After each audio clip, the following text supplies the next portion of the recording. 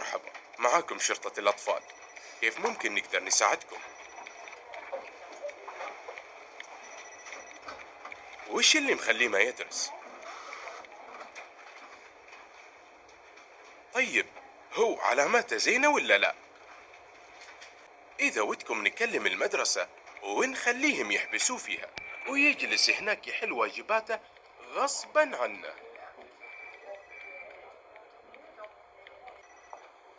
تمام، ممكن تعطوني اسمه واسم مدرسته؟ هالحين راح نتواصل مع مدرسته ونكلمهم عنه.